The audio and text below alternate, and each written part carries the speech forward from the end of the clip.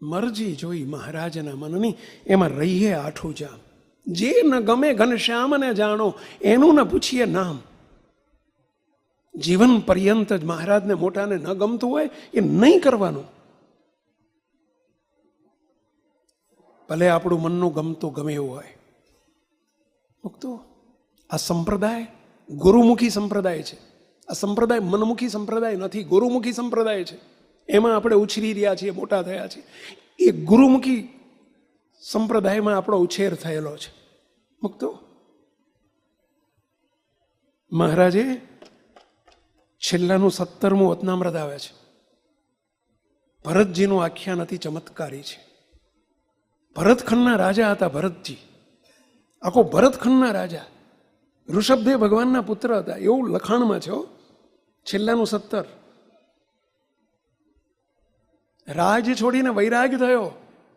વૈરાગ થયો એટલે રાજ છોડી દીધું.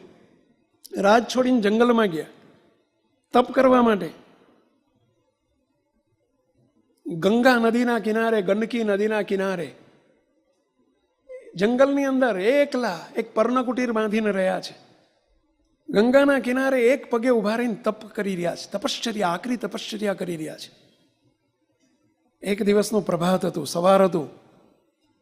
ઉભા ઉભા એક પગે તપ કરે છે, માળા કરી રહ્યા છે. શરીર શુક્લકડું થઈ ગયું છે તપ કરી કરીને. અને એ જ વખતે એક શિકારી, એક પારધી, એક હરણ, એક મૃગની પાછળ પડ્યો છે. અને મૃગની પાછળ શિકાર કરવા માટે પડ્યો છે. મૃગ જીવ બચાવવા માટે નાઠું છે. આખો ઇતિહાસ છે. આ મૃગલી પોતે સગર્ભા હતી. આ મૃગલી સગર્ભા હતી એટલે પ્રેગ્નન્ટ હતી. એના ઉદરમાં બાળક હતું, એટલે કે બચ્ચું હતું. જીવ બચાવવા માટે નદી આવી ગઈ આગળ. દોડતા દોડતા આગળ નદી આવી ગઈ. નદી બહુ પહોળી નહોતી, પટ પહોળો નહોતો, એટલે એને એકદમ કૂદકો માર્યો. પેલા મૃગલીએ જીવ બચાવવા માટે કૂદકો માર્યો. સામે કાંઠે પડી અને પડતાની સાથે જ પોતાના ઉદરમાંથી જે બચ્ચું હતું એ સ્ત્રવી ગયું, પાણીમાં સ્ત્રવી ગયું. એ પેલી બાજુ પડી, પેલી મૃગલી પેલી સામે કાંઠે પડી. પડતાની સાથે જ જય સ્વામિનારાયણ, મૃત્યુ પામી ગઈ. તરફડિયા મારીને મરી ગઈ, ધામમાં ગઈ. પેલું બચ્ચું લાવ્યું હતું, જીવંત હતું, પાણીના પ્રવાહમાં તણાવા માંડ્યું. આ દ્રશ્ય નદીને કિનારે ઊભા ઊભા ભરતજી તપ કરતા હતા, એમણે નજરે જોયું.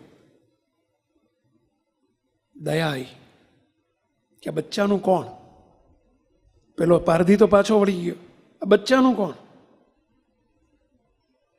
નવજાત શિશુ, નવજાત બચ્ચું, નવ જન્મેલું બચ્ચું એ પાણીમાં તણાઈ રહ્યું છે. એની માં ધામમાં જતી રહી છે. એનું કોણ? દયાએ કરીને એમણે એકદમ ભૂસકો માર્યો, પાણીમાં કૂદકો માર્યો. તરતા આવડતું હતું. બચ્ચાને હાથમાં ઉપાડીને લઈ આવ્યા, કાંઠે લાયા, નવડાયું, સાફ કર્યું. વિચાર કર્યું કે આનું કોણ? મારી ફરજ છે એને મોટું કરવું જોઈએ. બચ્ચાને મોટું કર્યું, પાળી પોછીને એને ઘાસ ખવડાવે, બધા બહાર લઈ જાય, બીજું ત્રીજું બધી ફરવા લઈ જાય, બહાર લઈ જાય. એમ કરતાં કરતાં સહેજ મોટું થયું. 12 મહિના 2 વર્ષનું થયું. એટલી બધી પ્રીતિ થઈ ગઈ, મારું બચ્ચું, મારું બચ્ચું, મારું બચ્ચું, મારું બચ્ચું થઈ ગયું. અને એક દિવસ બચ્ચાને એના સજાતી બચ્ચા, બીજા મૃગલીને મૃગલીના બચ્ચા મળ્યા. એણે ટોળામાં જતું રહ્યું. ભરતજી તપ કરીને પેલા પર્ણકુટીરમાં આવ્યા અને જોયું કે બચ્ચું ન મળે. આખા જંગલમાં શોધખોળ કરી પણ બચ્ચું ચાલ્યું ગયેલું. બહુ ઉદાસ થઈ ગયા, દુઃખી થઈ ગયા. મારું બચ્ચું કરતા કરતા મહારાજ વચનામૃતમાં છેલ્લાના 17માં લખે છે કે એમ કરતા કરતા દેહ પડી ગયો ભરતજીનો. અને મૃગલીના બચ્ચામાં પાળ્યું હતું, પરંતુ હેત થઈ ગયું હતું. એ મૃગલીના બચ્ચામાં હેત થઈ ગયો ને એ પાપે કરીને એને 3 જન્મ ધરવા પડ્યા. આવું શ્રીજી મહારાજ લખે છે. પ્રશ્ન મારો તમને એ છે, આ ગુરુદેવા દ્રષ્ટાંત આપતા હતા, તમે સાંભળ્યું હશે ઘણી વખત. સંસારનો ત્યાગ કર્યો, રાજનો ત્યાગ કર્યો, તપ કરવા ગયા, છતાંય શાસ્ત્રો એમ કહે છે એમને 3 જન્મ ધરવા પડ્યા. અધોગતિ થઈ, ભરતજીની અધોગતિ થઈ. અને સામે જનક રાજા, ચક્રવર્તી મોટા રાજા હતા, એ પણ રાજા હતા.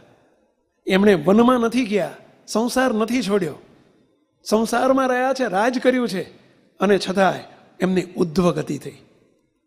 અને એમને સંસાર છોડ્યો, અને સંસાર છોડીને વૈરાગ્ય લીધો તો પણ અધોગતિ થઈ. કેમ?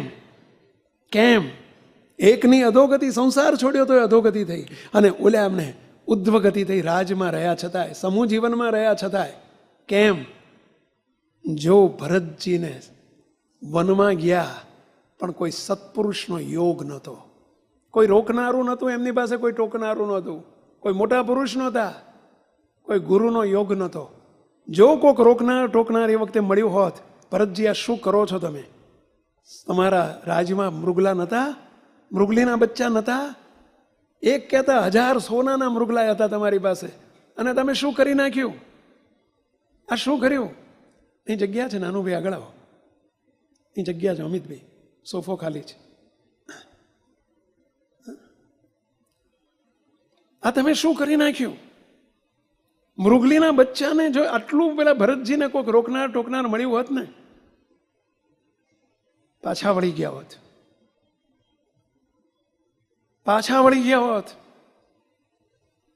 આ ગતિ ન થઈ હોત. તો જનક રાજા, એમને ગુરુનો આશરો હતો, ગુરુનો યોગ હતો, સત્પુરુષનું સાનિધ્ય હતું, અને પરિણામે ઉદ્ધવગતિ થઈ. તો જીવનમાં સત્પુરુષની શું જરૂરિયાત છે? આ જરૂર છે. એટલે કીધું અહીં, મરજી જોઈ મહારાજના મનની, એમાં રહીએ આઠું જામ. જે ન ગમે ઘનશ્યામને જાણો, એનું ન પૂછીએ નામ. આજે સવારે જ્ઞાન ધ્યાન ચિંતનની અંદર મુક્તાનંદ સ્વામીનું કીર્તન આવ્યું. મોહનને ગમવાને ઈચ્છો માનની, મોહનને ગમવાને ઈચ્છો માનની, ત્યાગો સર્વે જૂઠી મનની ટેકજો. મોહનને ગમે એવા થવું છે, એવું હેડિંગ માર્યું છે. મોહનને ગમે એવા થવું છે. ઓળખો છો મોહનને? પહેલા આર્યા મોહન, એને ગમે એવા થવું છે. અને પછી 1 2 3 4 5 6 7 8 9 10 મુદ્દા આપ્યા છે. એમાં પહેલો મુદ્દો આખો મોખરે મેઇન મુદ્દો કયો આપી દીધો? સાંભળ્યો પહેલા? મોહનને ગમવાને ઈચ્છો માનની, પહેલો મુદ્દો ત્યાગો સર્વે જૂઠી મનની ટેકજો. અર્થ સમજાણો? મને નક્કી કરેલું, પોતે નક્કી કરેલું મનની ટેક એટલે મન ધાર્યું મૂકી દો. મન ધાર્યું મૂકી દો, ગુરુમુખી થાવ. મનનું કરેલું ખોટું છે, મનનું ધારેલું જુઠ્ઠું છે. ત્યાગો સર્વે જુઠ્ઠી મનની ટેકજો. મનમાં પડ્યું ને કરી નાખ્યું, મને ધાર્યું ને કરી નાખ્યું. મુક્તો, આ સંપ્રદાય મનમુખીનો નથી, આ ગુરુમુખી સંપ્રદાય છે. પેલા એના માટે ગુરુની જરૂર છે, કે ગુરુને સત્પુરુષનું ધાર્યું, એની મરજી. અહીં પ્રીતિનું લક્ષણ એ બતાવે છે. મુક્તાનંદ સ્વામી શ્રીજી મહારાજ પ્રીતિનું લક્ષણ એ બતાવે છે. સચ્ચિદાનંદ સ્વામીનો પ્રશ્ન છે, ફરી કાઢો જરા. સચ્ચિદાનંદ સ્વામી શું કહે છે? મહારાજ, પ્રીતિનું લક્ષણ શું? અને ત્યારે એમ કહે છે, પોતાના પ્રીતમની મરજીમાં જીવન પર્યંત રહે, એ પ્રીતિનું લક્ષણ. પોતાના પ્રીતમની મરજીમાં રહે, એ પ્રીતિનું લક્ષણ. આપ સૌને વિનંતી કરું છું, આપણે પ્રીતિવાળા થાઓ તો આત્મબુદ્ધિવાળા થવાશે કાલે. પ્રીતિવાળા તો થાઓ. ગમે તેવી આજ્ઞા થાય, ગમે ત્યારે ગમે તે આજ્ઞા કરે શ્રીજી, એ જ મિનિટે થઈ જાય જેમ હરિની મરજી. આને શિષ્યત્વ કહેવાય. આ શિષ્યત્વ કહેવાય. આપણે પ્રીતિવાળા થાવ. આજે હું તમારી પાસે આત્મબુદ્ધિની અપેક્ષા નથી રાખતો. પ્લીઝ, બધાને બે હાથ જોડીને વિનંતી છે, પ્રીતિવાળા થાવ. પ્રીતમની મરજીમાં રહેતા શીખો. અત્યારે પ્રીતમની મરજી ક્યાંથી આવશે? સત્પુરુષના મુખમાંથી આવશે. પહેલા જ્યારે જે મરજી હોય, જ્યારે જે આજ્ઞા હોય, ભલે દયાળુ રાજી રહેજો, ભલે દયાળુ રાજી રહેજો. મુક્તો જેમ વાળે એમ વળ્યો, એ છે પ્રીતિ. મન ધાર્યું કરવું, મન ધાર્યું, મનમાં ઈચ્છા થાય એમ કરવું, મુક્તો એ ગુરુમુખી ના કહેવાય.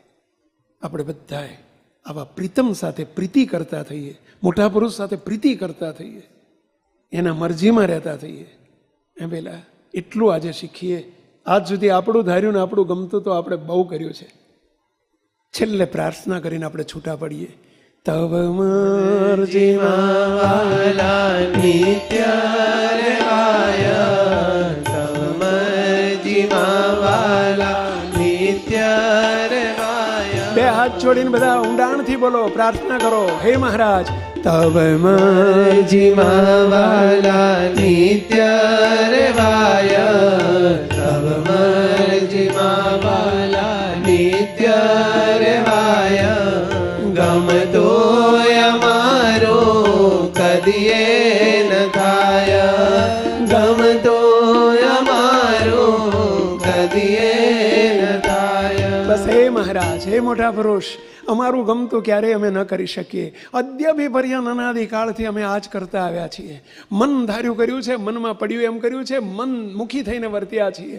દયાળુ, બસ તવ મરજીમાં વાલા નિત્ય રહેવાય, ગમતું અમારું કદીએ ન થાય. બસ આવી અમને પ્રીતિ તમારા સ્વરૂપમાં, મોટા પુરુષના સ્વરૂપમાં, મહારાજના સ્વરૂપમાં આવી પ્રીતિ કરાવો, એવી અમારી સૌની આજના પ્રસંગે પ્રાર્થના છે. એનો સ્વીકાર કરો, સ્વીકાર કરો, સ્વીકાર કરો, કે જેથી અમે આત્મબુદ્ધિનું પૂર્વ સ્ટેપ અમે પાર કરી શકીએ. પ્રભુ, માત્ર અમે હેતવાળા ના રહીએ, માત્ર અમે પ્રેમી ના રહીએ, એક સ્ટેપ આગળ વધીને પ્રીતિવાળા થઈએ, એવી અમારા સૌની ઉપર કૃપા કરો, કૃપા કરો, કૃપા કરો.